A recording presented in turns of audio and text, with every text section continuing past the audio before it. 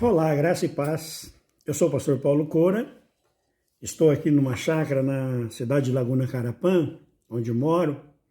O dia está fresco, está gostoso. E eu quero meditar com vocês a respeito de uma coisa muito importante. Qual é o preço que eu preciso pagar para ser salvo? Quanto custa a minha salvação? Bem, amigos,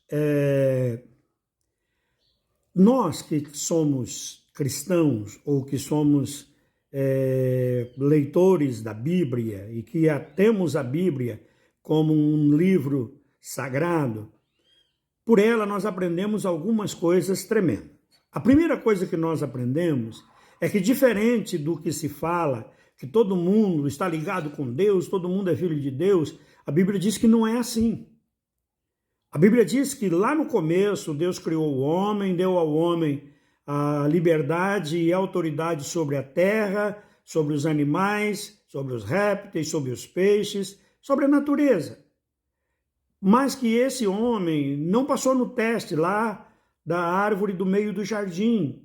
Tinha duas árvores, a árvore da vida e a árvore do conhecimento do bem e do mal. A árvore da vida podia ser comida e confirmaria o homem num estado de santidade, num estado de vida plena com Deus. Mas se ele comesse da árvore da ciência do bem e do mal, como comeu, ele traria a morte. Era o pecado. A morte aí, nesse caso, ela tem três sentidos. Tem o primeiro sentido de morte espiritual, que é a separação de Deus. O segundo sentido de morte física, que é a separação do nosso homem interior, da nossa alma, do nosso espírito com o nosso corpo. O nosso espírito volta para Deus e o nosso corpo vai para a sepultura. Voltar para Deus aqui não significa que essa pessoa está resolvido, o problema está salvo. Ele volta para Deus e é depositado, é colocado num lugar onde ele vai aguardar o julgamento final. Em terceiro, é a morte definitiva, a segunda morte, que é uma morte que ocorre quando a pessoa morre fisicamente separado de Deus. Então, a morte física é a morte da separação entre espírito e alma do homem, do seu corpo. A morte espiritual é a separação entre o homem e Deus. E a morte definitiva, ou a segunda morte, ela é a separação definitiva, ou seja, não tem mais volta. Bom, isso nos ensina que para mudar esta situação, é preciso que o homem resolva o problema do pecado original, do pecado lá do Éden, antes de morrer. Porque se o homem não resolver essa questão, ele estará definitivamente condenado. Isso é o que a Bíblia ensina, é o que eu creio, o que eu prego e o que eu vivo. Ponto. Significa que eu não gosto das outras pessoas, que eu não respeite as outras religiões. Pelo contrário, eu respeito todo mundo, mas eu tenho a minha maneira de fé, de crer, e eu prego aquilo que eu creio e vivo. E quero que todos entendam como eu aprendi. Acontece o seguinte: o pecado de origem que nós recebemos herdado dos nossos pais, que nos separa de Deus, ele é um pecado que precisa de um preço, um custo muito alto. E esse custo, definitivamente, o ser humano não pode pagar. Por quê? Porque a própria Bíblia diz que o salário do pecado é a morte. Deus disse a Moisés, Deus disse através de Ezequiel que aquele que peca está morto, está separado dele. Vai para a condenação. Então, como que o homem vai morrer e ficar vivo ao mesmo tempo, para poder continuar salvo? Bom, esse dilema é um dilema que Deus resolveu. E Deus resolveu isso muito antes do homem pecar, muito antes do homem ser criado. Deus deu ao homem o direito de tomar atitudes por amor, não foi porque ele queria dominar o homem, porque se ele quisesse ele fazia um monte de robô e estava tudo resolvido. Ele quis fazer um ser independente, que tivesse característica deles, todo ser humano tem características divinas em si, como a capacidade de criar, a capacidade de gerar coisas, a capacidade de inteligência, né, que Deus deu a nós. Grandes coisas, por exemplo, na ciência, tudo que acontece na ciência já estava aí na natureza, foram descobertas que foram feitas pelo homem, mas que Deus já tinha feito. Bom, continuando.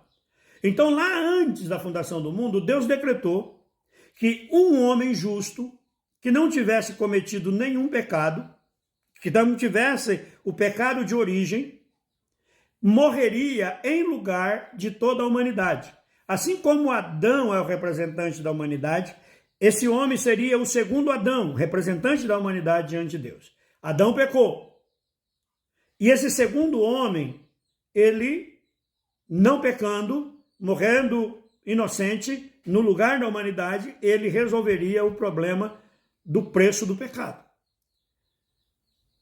Deus Filho, eu creio na Trindade. Deus Filho assume o papel de homem. Quando Maria é engravidada, virgem, ela é engravidada pelo poder do Espírito Santo, com Deus Filho esvaziado da sua divindade, seus atributos divinos incomunicáveis. Deus tem atributos que ele comunica, como é o amor, a benignidade, vários atributos divinos. Mas tem atributos divinos que Deus não comunica ao homem, como soberania, como onipotência, onipresença, onisciência, né, eternidade. Isso Deus não comunica ao homem. Jesus tirou de sobre si, Deus Filho tirou de sobre si, e foi gerado no ventre de Maria uma natureza humana com Deus Filho esvaziado, humilhado. Como homem ele viveu aqui.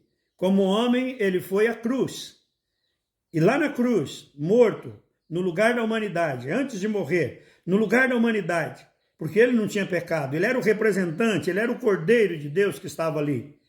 No finalzinho, perto da hora dele morrer, ele disse uma palavra que no grego é tetelestai, que foi traduzido para nossas Bíblias como está consumado, está feito.